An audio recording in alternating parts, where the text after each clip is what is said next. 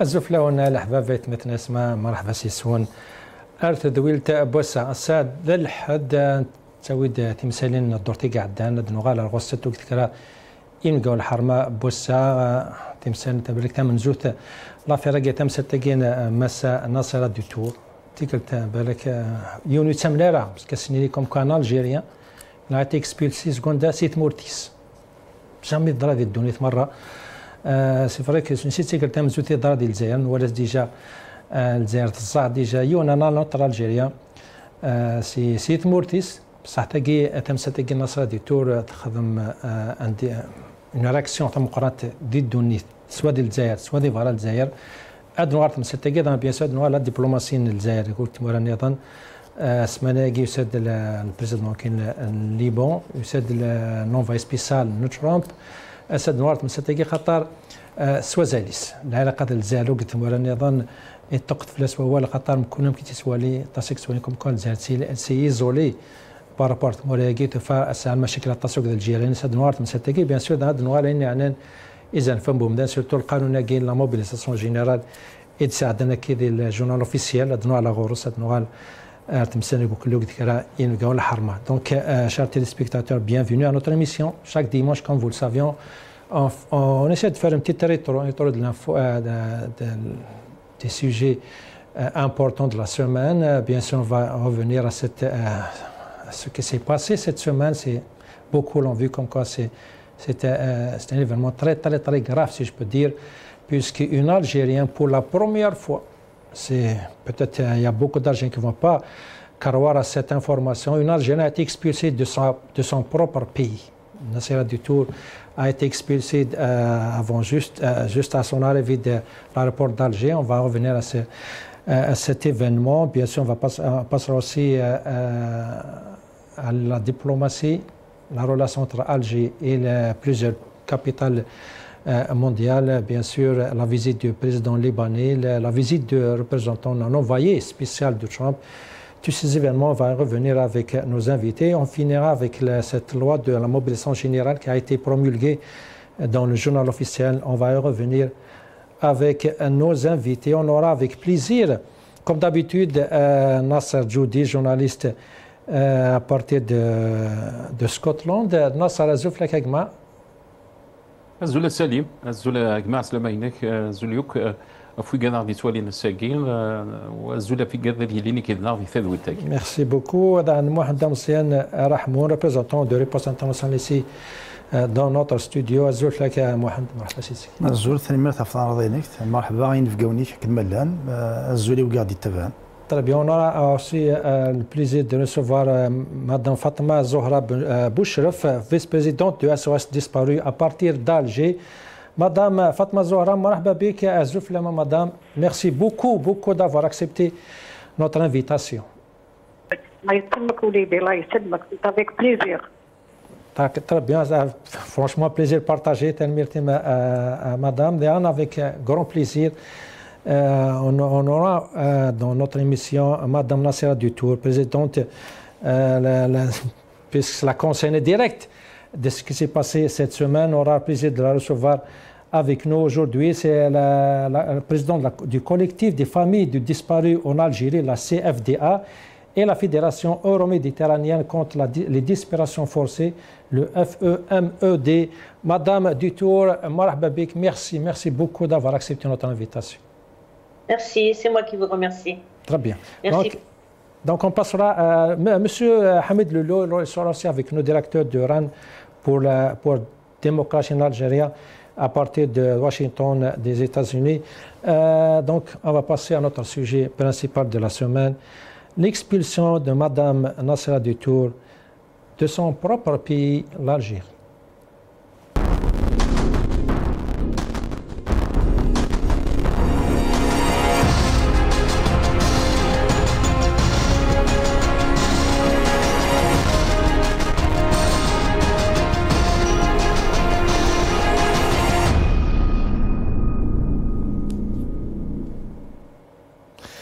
Donc, Madame Nassar Dutour, si vous voulez, si vous nous permettez, on va commencer avec vous. D'abord, je vous exprime mon nom, au nom de toute la chaîne Maghreb, bien notre solidarité complète, on condamne avec une condamnation sans équivoque ce geste des autorités algériennes.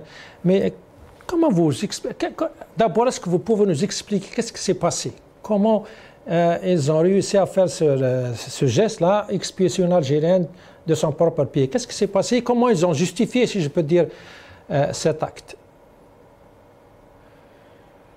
Ben, écoutez, bonjour tout le monde. Merci encore de me donner l'occasion de m'exprimer sur ce qui m'est arrivé. Je me suis déjà exprimée je m'exprime depuis des années ce qui nous est arrivé à toutes, nous les mères de disparus, sur la disparition de nos enfants.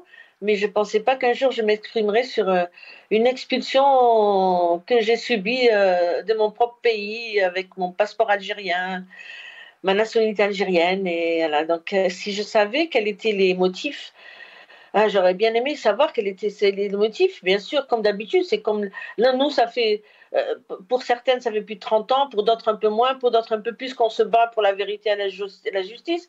Et on nous oppose un silence assourdissant, un mépris total, personne ne nous répond, personne ne nous dit rien. On a beau aboyer comme des chiens, des trucs là, mais la caravane passe, les chiens aboient, la caravane passe, ils font leur train de vie et c'est comme si on n'existait pas. Ils ont absolument voulu tourner la page de cette tragédie algérienne, mais heureusement que nous avons quand même résisté, nous sommes encore là et nous sommes debout, encore là. Et personne ne nous fera fléchir. Personne ne nous fera tomber et personne ne nous fera disparaître. Ils ont fait disparaître nos enfants et nous, on restera là. On a gravé l'histoire, ce sera marqué dans l'histoire.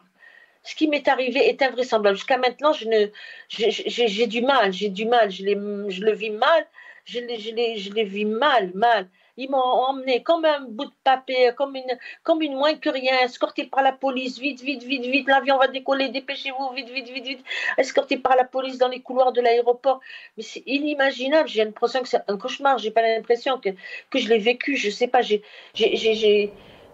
un sentiment de honte, je me suis sentie salie, je me suis sentie moins que rien. Comment ça, mon pays, on me renvoie de mon pays, mon propre pays. Oui, mais Madame Dutour, comment ils ont justifié ce geste? C'est pas possible qu'ils ont... Hein?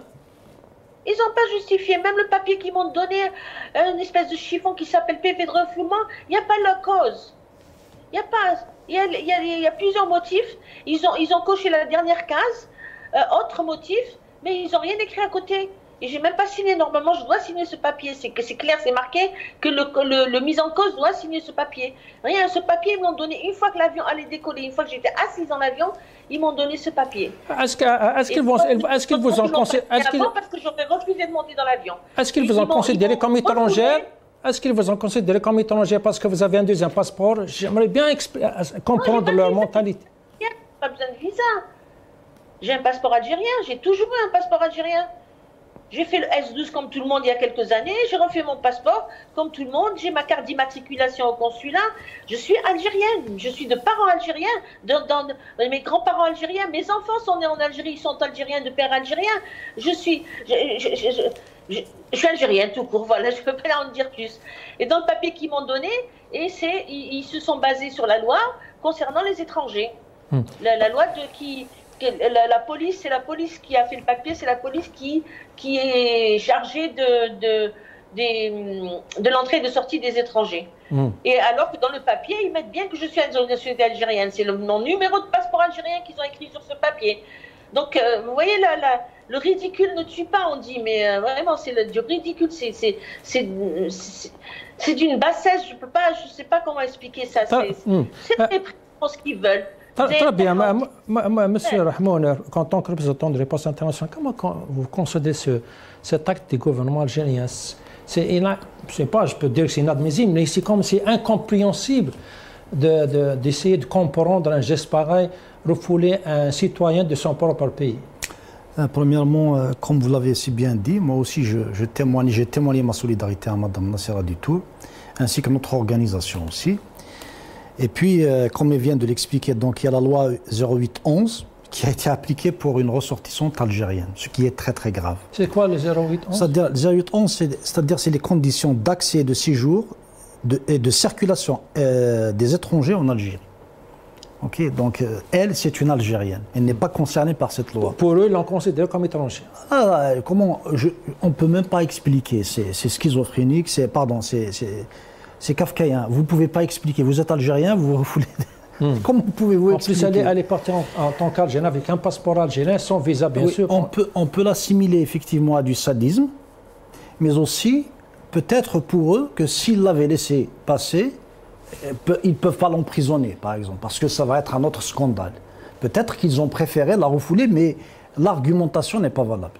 D'autant plus que l'article 49 de la Constitution, qui régit les entrées et les sorties aussi, lui permettent de rentrer dans son territoire. Elle est chez elle. Les conventions internationales qu'ils ont signées, à l'exemple de la Déclaration universelle, c'est l'article 13. Le pacte international relatif aux droits civils et politiques, c'est l'article 12.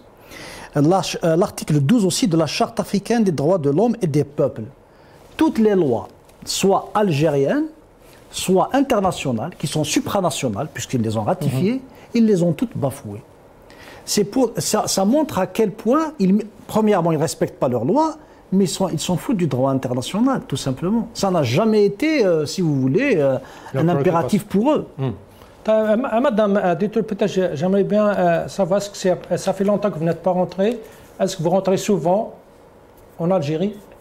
Moi, l'une des questions que m'a posé le policier, parce que pendant les 3 heures que j'ai passé à attendre, à chaque fois, il y en a un qui revenait vers moi, des chefs qui revenaient vers moi. Quel est le nom de ton père? Quel est le nom de ta mère? Depuis quand? Et un m'a posé la question, il me dit, mais madame, vous avez l'habitude de rentrer en Algérie? Je dis, oui, je rentre en Algérie tout le temps. Je rentre régulièrement, au moins tous les 2 mois, au moins. Tous les 2 mois, j'ai mes mères là-bas, les mères de disparues en Algérie, je ne vais pas les laisser tomber, je ne veux pas rester loin d'elles. Et nos enfants ont disparu en Algérie, je rentre dans mon pays, oui, je rentre. Et il me dit, depuis quand la dernière fois? Je dis, monsieur, mon passeport est entre vos mains.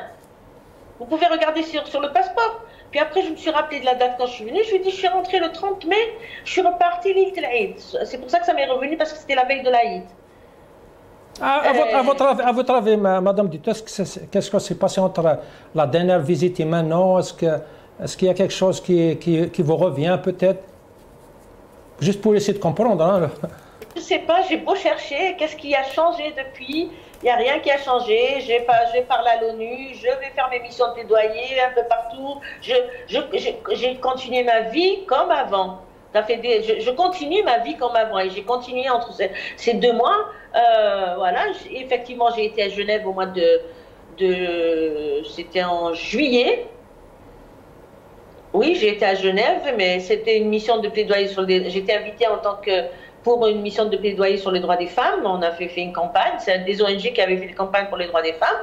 J'étais pas la seule Algérienne et on était de plusieurs pays différents. On était toute une délégation de plusieurs pays différents. Mais bon, j'avais auparavant aussi intervenu ailleurs, publiquement. J'ai parlé à Al-Maribia combien de fois depuis? L'année dernière, on était là à Londres, dans vos locaux, on est resté 3 jours.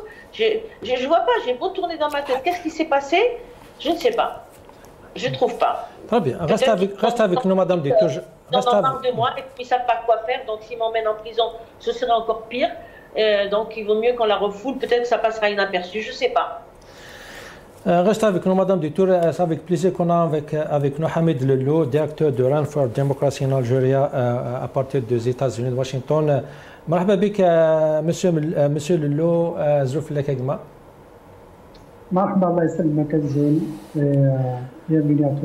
Monsieur, d'abord un commentaire, c'est quand même incroyable que Madame Dutour, elle est en train d'essayer, de réfléchir, de trouver une excuse. Qu'est-ce qu'elle a fait? Peut-être elle a fait quelque chose, peut-être elle a déclaré, elle a dit quelque chose qui a peut-être, pour essayer de justifier l'injustifiable, d'avoir empêché une Algérienne d'entrer dans son pays. Comme c'est incroyable, Monsieur Lello.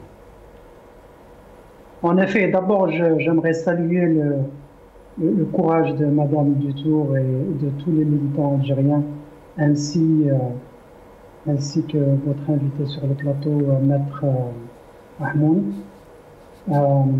Elle dérange, C'est un bon signe. Vous savez, madame, moi, quand les choses comme ça arrivent, je dis, c'est un bon indicateur pour vous, madame, que le travail que vous faites est important. Le travail que vous faites a un effet immédiat sur ce régime de police politique. Il ne faut pas s'en étonner, au contraire, il faut être fier de ça. Je sais que ça fait mal de ne pas pouvoir rentrer en Algérie. Je fais partie de cela aussi, croyez-moi. Mais s'ils font ça, c'est que vous leur faites mal. S'ils font ça, c'est que vous êtes sur la bonne voie. S'ils font ça, c'est que vous êtes positif dans vos actions. C'est aussi une preuve supplémentaire que ce régime de police politique ne reconnaît pas la citoyenneté algérienne aux Algériens. Pour eux, nous sommes des individus, nous sommes Algériens de fait parce que nous sommes nés en Algérie et nous avons nos passeports algériens à cause ou grâce à nos parents. Mais pour eux, nous ne sommes pas des citoyens, le pays leur appartient, ils veulent en faire ce qu'ils veulent. Troisièmement, comme vous l'avez dit, vous les dérangez. Pour certains, vous les dérangez plus en étant en Algérie qu'en étant à l'extérieur. Il y a eu le cas du journaliste qui d'ailleurs n'avait même pas une double nationalité, et pourtant ils l'ont fait. Et enfin, il faut être un régime autoritaire, il faut être un régime hors la loi, il faut être un régime voyou pour faire ça. Un régime démocratique, un régime légitime, élu, où le gouvernement rend des comptes au peuple, parce que ce gouvernement est au service du peuple, il ne peut pas faire ce genre d'action. Donc, il se croit avoir le droit, l'unité totale de décider quand ils veulent, comme ils veulent, et ils sont au-dessus de la loi, et encore, finalement, si on parle il la respecte. Si on parle de régime, c'est une dictature, ok, on comprend, mais quand même les régimes dictatoriaux, ils ont cette logique, ils ne sont pas homogènes avec leurs décisions. Elle vient de déclarer comme quoi elle est entrée en Algérie il n'y a même pas 2 mois. Mois de mai ou l'Aïd, mais c'est incompréhensible. C'est une décision qu'ils décident du jour au lendemain. Voilà, chaque 2 mois, chaque 3 mois, en Algérie sans aucun problème, et hop, soudainement, on l'empêche d'entrer. C'est qui prend les décisions? C'est pas contrairement à beaucoup de vos invités, je ne pense pas que ce régime est un régime dictatorial. Je ne défends pas les dictatures militaires, mais souvent les dictatures militaires sont nationalistes. Les dictatures militaires s'installent parce qu'il y a un chaos, parce qu'il y a un désordre, et elles sont là pour rétablir l'ordre. Et d'ailleurs, dans pas mal de cas, le Chili, l'Espagne, le Portugal, l'Argentine, beaucoup de pays, même le Ghana en Afrique, on a eu des dictatures. À un moment donné, il fallait prendre le bâton et il fallait taper sur toutes les mauvaises graines et rétablir l'ordre. Des fois, il y a des abus, souvent il y a des abus, mais il y avait ce concept de nationalisme. De l'autre côté, le régime algérien est un régime police politique qui est tellement infiltré par des courants divers. Madame Dutour dit rien n'a changé, mais si, madame, pour vous, rien n'a changé. Vous continuez, vous êtes dans votre logique, vous avez un rationnel. Votre rationnel est que vous êtes citoyenne algérienne, vous vous battez pour les droits des Algériens. Ça, c'est un rationnel et vous êtes ferme là-dessus et vous le faites. Et d'ailleurs, chapeau, vous le faites depuis des années et des années. Eux, c'est différent. C'est un régime de police politique qui est infiltré par des courants divers et qui travaille de manière tout à fait opaque et cachée. Et du coup, les évolutions qu'il y a au sein du régime, on ne les connaît pas, c'est pas public, mais cette guerre intestinale au sein du régime font que ceux qui ont décidé de se radicaliser et de repousser même les citoyens algériens et de les empêcher de rentrer chez eux, entre autres, ont pris le dessus. Dans 6 mois peut-être, la chose va évoluer et vous pourrez rentrer chez vous parce que ce n'est plus les mêmes décideurs qui ont ce pouvoir de décider parce que c'est une compétition perpétuelle entre les différents courants. Et d'ailleurs, au niveau, et je m'arrête là, au niveau de l'évolution géostratégique de l'Algérie, on a la tendance de croire que l'Algérie est contre les intérêts de la France. Non, ce n'est pas vrai. C'est les intérêts français qui ont faibli en Algérie aux dépens des intérêts algériens et au bénéfice d'autres intérêts étrangers. Et la roue tourne entre eux. Voilà la situation. Très bien.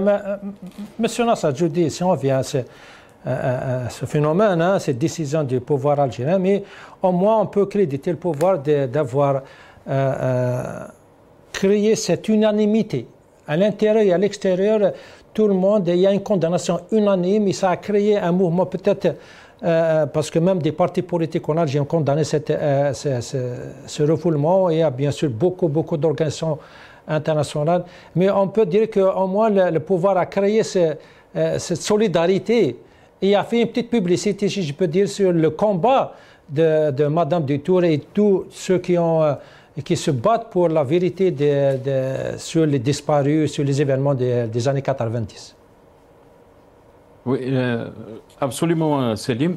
Et d'abord, j'aimerais saluer Madame Nassera Dutour, que j'ai invitée à mon émission donc, cette semaine. J'étais très content de la voir. Et je peux vous dire qu'après son témoignage, je n'avais plus de mots à dire pendant l'émission parce que j'étais tellement touché par son témoignage et aussi par ce qui s'est passé à Madame Nassera Dutour. C'est une blessure qui a été infligée à Madame Dutour, mais aussi, il faut rappeler, à une mère qui, depuis 1997, elle se bat et incarne aussi ce combat des familles de disparus. Donc, chapeau à elle, chapeau pour son combat. Et comme tu l'as dit, Selim, on est tous solidaires avec elle. Et bien sûr, il y a eu des réactions sur les réseaux sociaux, il y a eu des réactions des partis politiques.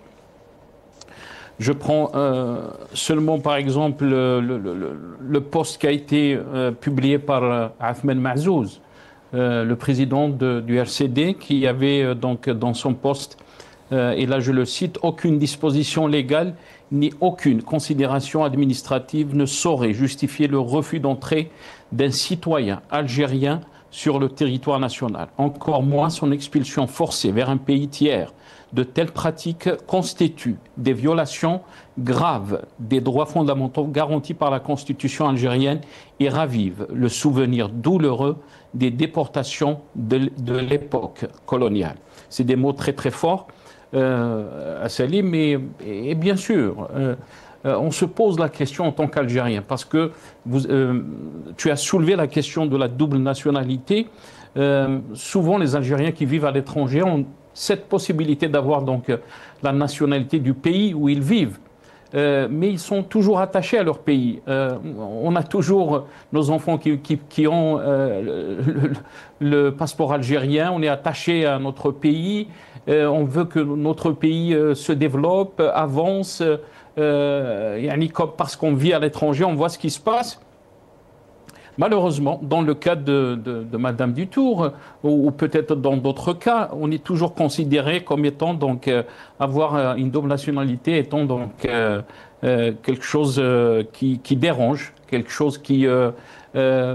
pourquoi? Parce qu'on n'est pas joueur de foot. Parce que si on était joueur de foot, ils vont tout faire pour nous convaincre, pour jouer avec l'équipe nationale de football, même si on avait donc la double nationalité. Donc on est face à une situation que je peux appeler le paradoxe algérien, Selim. Le paradoxe algérien, c'est que personne n'arrive à comprendre comment ce régime fonctionne. Quand on arrive à une situation où des Algériens sont refoulés de leur propre pays, on se dit vraiment c'est un pays qui marche sur la tête. C'est cette question qui revient. Mais aussi, j'aimerais revenir sur ce que Madame Dutour a écrit, des mots très très forts, Salim. Mon fils a disparu, et voilà qu'on met face à mon tour, mais tant que je pourrai parler, je le ferai pour lui, pour les autres, pour la mémoire, pour la justice. Voilà. Très bien, très bien.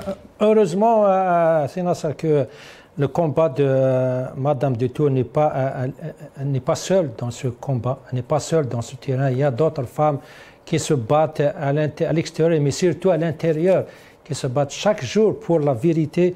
Bien sûr, comme je l'avais dit, on a aujourd'hui avec nous, avec grand plaisir, Fatma Zohra Bouchref, comme j'avais dit, c'est vice-présidente de SOS Disparu. Encore une fois, merci beaucoup. Malgré, bien sûr, il faut le dire, hein, malgré les risques et que ce n'est pas facile de parler, de dire ce qu'on pense maintenant en Algérie de 2025, mais malgré ça, Madame Bouchref a accepté d'être avec nous aujourd'hui. D'abord, merci beaucoup d'avoir accepté cette invitation, encore une fois. Et qu'est-ce que vous en pensez, Madame Bouchref, avec cette mentalité du pouvoir, cette répression? On n'accepte personne, on n'accepte aucune contradiction, on n'accepte aucun avis qui peut contredire le pouvoir. Et bien sûr, vous vivez cette répression quotidienne en Algérie, Madame Bouchref.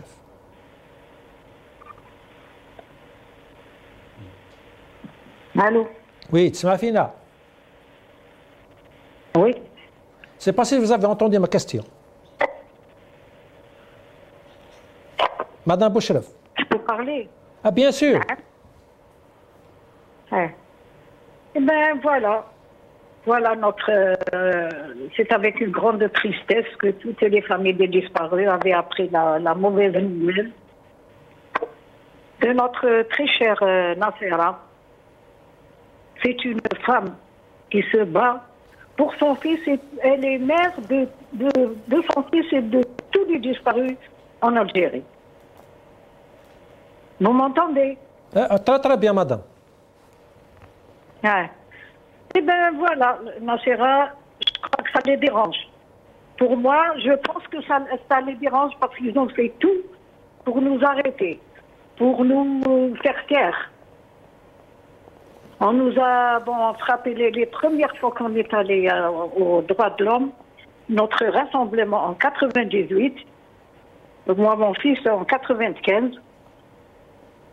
Et on a frappé fort, on était nombreuses, on était entendus, nos voix ont été entendues dans toutes les wilayas. Il y a des gens qui sont venus, qui ont leurs enfants, leurs maris, leurs femmes, leurs filles. Il y a aussi des filles. Et bien là, on n'a pas fait... on a fait tout ce qu'on a pu. Mais surtout, Madame Bouchref, quand vous avez dit que vous combattez, vous êtes sur le terrain, c'est ça, je voulais parler de ce risque, parce que vous vivez en Algérie, avec cette escalade, cette répression. Comment vous vivez la répression, la pression surtout du pouvoir algérien par rapport à ce combat pour la vérité et la justice sur les disparus des années 90? Comment vous vivez cette répression, cette pression? On n'a pas de justice, ça n'existe pas la justice ni les droits de l'homme chez nous. La lutte continue, ça fait on est sortis dans la rue, on était jeunes, on est devenus vieilles, on a les cheveux blancs, on est malade, on est diabétique, on est toutes les maladies, mais on a juré de ne pas s'arrêter. C'est Nassera qui nous a donné beaucoup de courage. Moi, je ne sortais pas, je n'écrivais pas, mais c'est grâce à Nassera que j'ai pu écrire l'arrestation de mon fils, écrire un livre, écrire des plaintes. Elle nous a donné beaucoup de courage. Nassera, pour nous, c'est une mère, c'est la mère des disparus. C'est une sœur. On a pleuré, Nassera. Nassera, on est toutes sous le choc.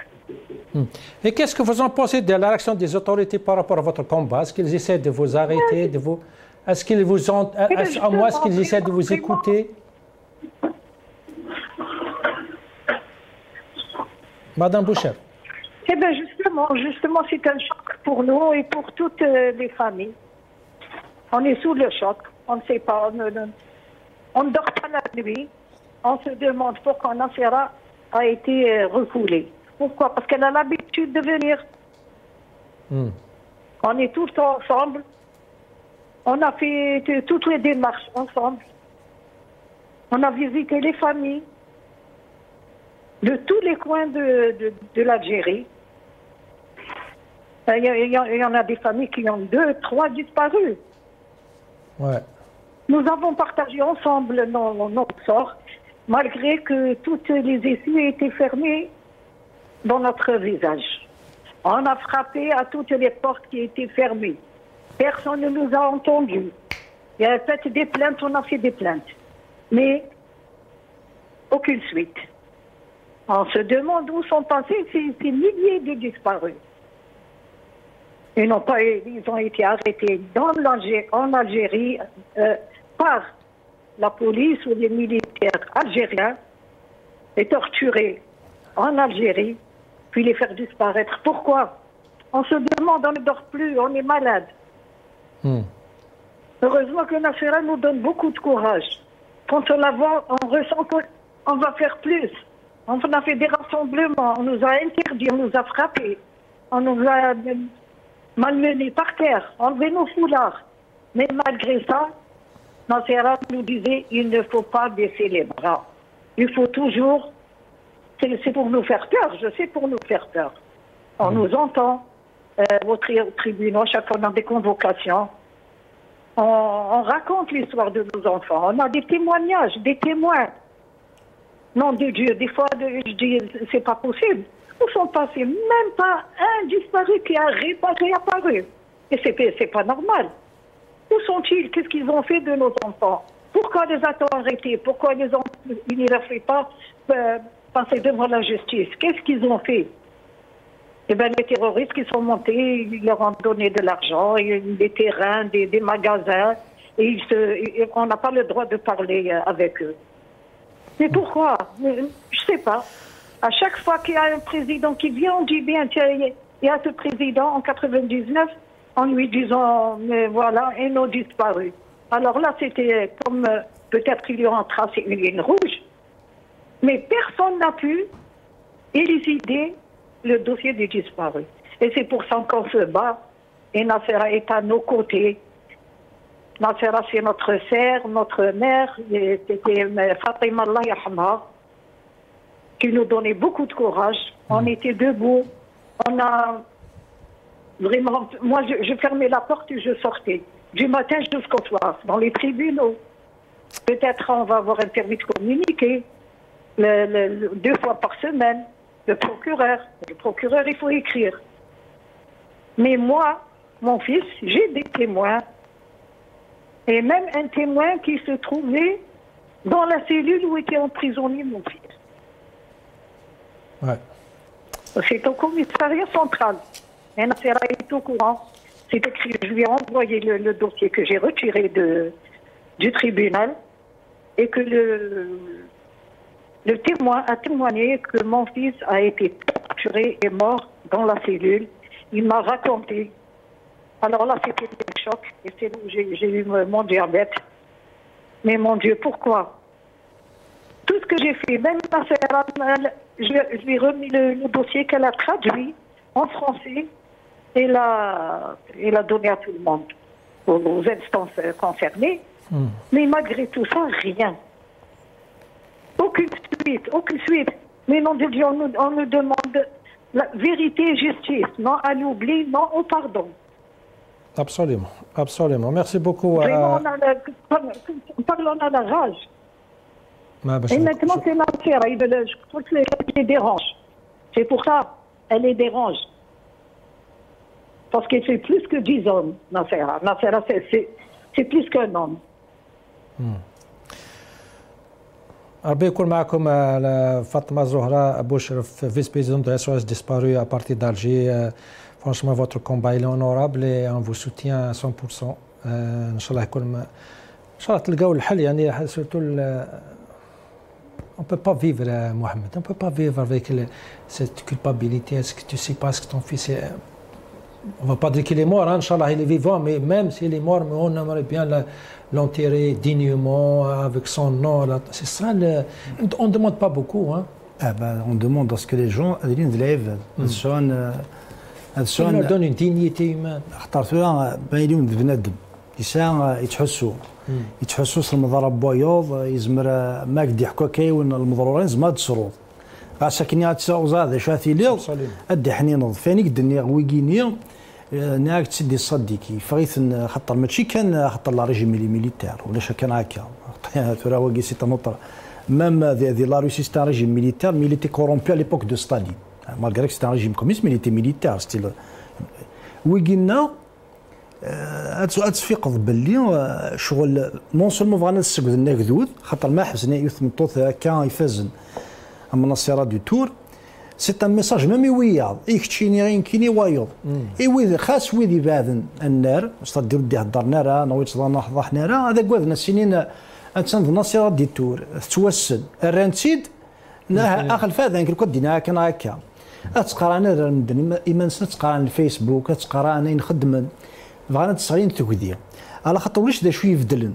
كثوره ديال كيف يكتفنا هذا فو علاش الحاجه يفدلن ديك السنه ذاك كان وين شا كيسوها من ام كناصيرا كلان الجزائري فيك تسنان في الجزائر الرانسي لايروبور بوالم سنصرت بي ناسيونال انا يرسخدنا راه باغ اكزومبل لارتيكل كيني فلاس السنين اكن راه فكنا برياد خمن لا كومونيكاسيون بوليتيك ما فغان ستادير يفول ريكوبيري انسي دو سويت وخدمنا راه من تساتي لقات تخدم اذا كاع تفقد باللي هذا فوياكي يبغى هذا يوضع هذا يشم المخ نلاف يبغى يشم ثوكذي يبندم اثيار كي قدنا تبغى هذا يكسد ازال يبندم انت الحاج ميا الحاجه تاع الحدوديس لكن يبغوا الحال خاطر لكن تتيمات تسويتك تيما فينا كاين كشداني دابا فات تخمضها فميك ايماجين تروح كيكسيون ميك وزران دايله ماشي يوار بنادم تيقبلنا هذا افاكي الفتره قبل كان دي غالي في مورتن الجزائر الحاجه وتاشر كل الجزائر ميم دي السوا ديال الوقت بومدين ما تشكاكي طيب مادام دي تور سي اون في ان بتي بو à la réaction des soit nationale soit internationale comme il y a beaucoup de réactions beaucoup de condamnations. Est-ce que vous pensez que malgré lui, malgré le pouvoir, c'est votre combat plutôt lui a fait une petite publicité et c'est maintenant le combat de votre association, soit en Algérie, soit au international, et ça lui donne encore plus d'écho et ça peut aider votre combat, ce que le pouvoir vient de faire malgré lui. Oui, des fois, je me permets de rêver et de dire que c'est peut-être un mal pour un bien. Absolument. Je sais pas, je me dis c'est un mal pour un bien. Peut-être qu'ils ne s'attendaient pas, ils ont dû se dire que ça allait passer inaperçu, que je vais me taire. Pour eux, c'est pas grave, quoi. Comme excuse mon propre pays, c'est pas grave. Je vais rentrer à la maison et puis je me tais, mais non. Et pourtant, ils savent très bien que je suis pas de nature à... Je suis pas de nature à me taire. Je suis pas de nature du tout. Je suis née comme ça. Je ne peux pas me taire. Je suis contre les injustices. Alors que je défends les autres contre les injustices. Alors que quand c'est moi qui est expulsé de mon propre pays, là, je vous dis, je l'ai mal vécu.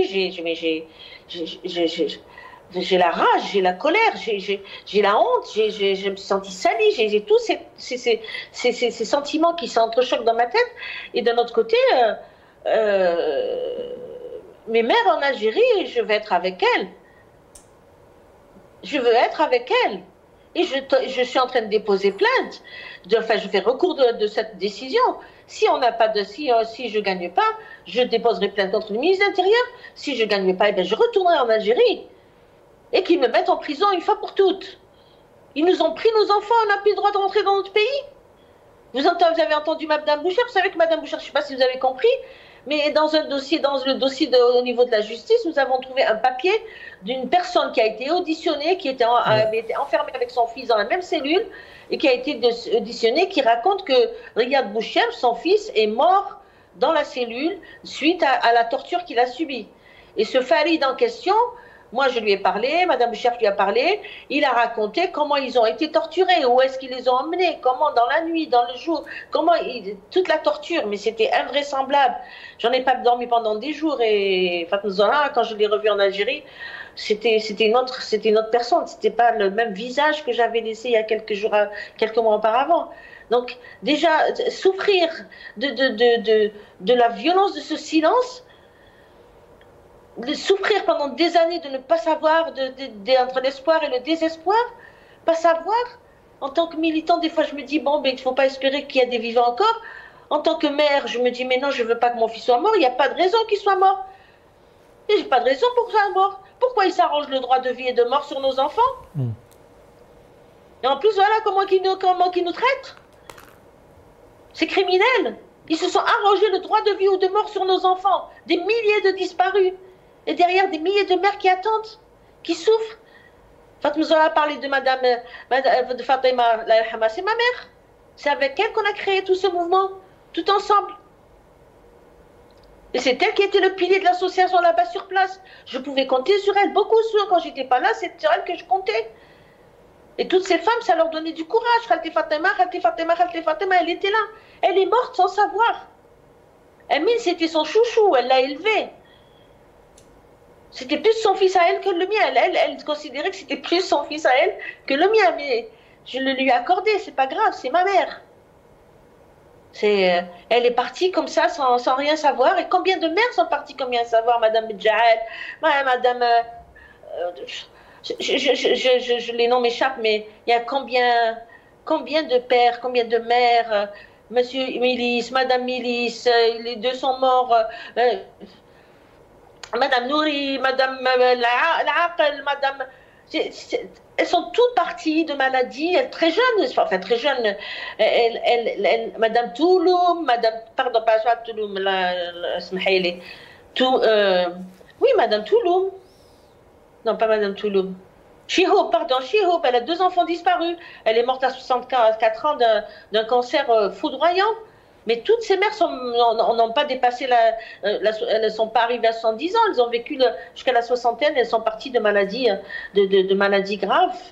Elles sont parties comme ça, sans savoir, parce que c'est la disparition de leurs enfants qui les ronge. Quoi, l'enfant ou leur père, ou ça peut être les parents, ça peut être les enfants aussi. Des enfants des disparus, et des enfants qui ont vu l'arrestation de leur père et qui étaient tout petits enfants. Ce matin, on m'a parlé d'un gars qui a son père disparu, il avait 4 ans, enfin lui-même, il se souvient encore. Et combien d'enfants se souviennent encore? Et combien d'enfants, à l'époque, on faisait des ateliers un peu thérapeutiques pour les enfants, combien d'enfants, on leur faisait faire des dessins, combien d'enfants ont dessiné leur papa avec les menottes et la police avec les armes, qui l'emmenait, et la maman qui pleure derrière, et l'enfant qui tient son enfant et qui pleure derrière. Et c'est terrible, quoi. Donnez-nous la vérité, ils sont morts.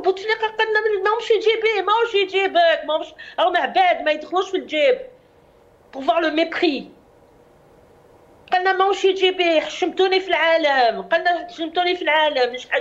Oui. انتوما اللي حشمتوا الجزائر اللي درتوه. تقتلوا ولادنا وزيدوا ما نخرجوا ما نهضروش وما نتكلموش وتقولوا حشمتونا. قال لك اللي فات مات وخلاص. سي فيني. C'est fini, اللي فات مات يا عاود اللي فات مات. Moi, je suis JB, je ne vais pas les ressusciter. Non, on ne vous demande pas de les ressusciter, on ne vous demande pas de faire des miracles, on vous demande de dire la vérité aux mères. Dites-nous ce que vous avez fait de nos enfants. Ils sont morts, donnez-nous les corps. يا سيدي ردونا عظامهم ما كليتوهم شاتونا عظامهم ندفنوهم. Excusez-moi, parce que ça me... Ben, je vous comprends complètement, Madame Detour. Merci beaucoup pour votre témoignage. Peut-être une dernière question. Est-ce qu'il y a eu des contacts depuis le refoulement? Est-ce qu'ils ont essayé de vous contacter? Parce que le député, apparemment, le député pour la communauté étrangère, il a fait communiquer, il a demandé de plus d'informations sur votre cas pour essayer de voir ce qui s'est passé. Est-ce qu'ils ont essayé de vous contacter? Oui, j'ai été contactée par un député de la diaspora. Merci beaucoup pour lui, je le remercie. Mais bon, je ne pense pas qu'il ait la possibilité, le pouvoir de prendre des décisions à la place des décideurs. D'ailleurs, on ne sait jamais, on dit les décideurs, on ne sait pas qui exactement décide. Mais oui, c'est un député de la diaspora, merci beaucoup. Mais des décideurs qui sont en Algérie, personne ne m'a contacté. Pas en Algérie ou ailleurs. Hein. Ils sont peut-être aussi ailleurs, peut-être qu'ils vivent... Enfin, on ne sait pas, on ne sait rien. Tout est opaque dans ce pays, on ne sait jamais rien. Ok, barakallahu fik, Madame Nasra Detour. Merci beaucoup d'avoir accepté de témoigner sur notre chaîne. Madame Detour, merci beaucoup à partir de Paris. Rabbi Koun Maak. Inch'Allah, on restera en contact. Inch'Allah, on aura... je ne sais pas, Inch'Allah, on aura de bonnes nouvelles, si je peux dire, hein, si je peux dire ces mots, et que, comme vous avez dit, il y a, Inch'Allah, il y a toujours du mal surgit du bien. Succès se passe à vous. Inch'Allah, on aura de bonnes nouvelles dans le futur proche. Barakallahu fik encore une fois, Madame ناصرة ديتو ايت مثلا دير روح شوي السين تمثل تاقينا ديبلوماسي بصح انا قبل على بوزك تمشط نوار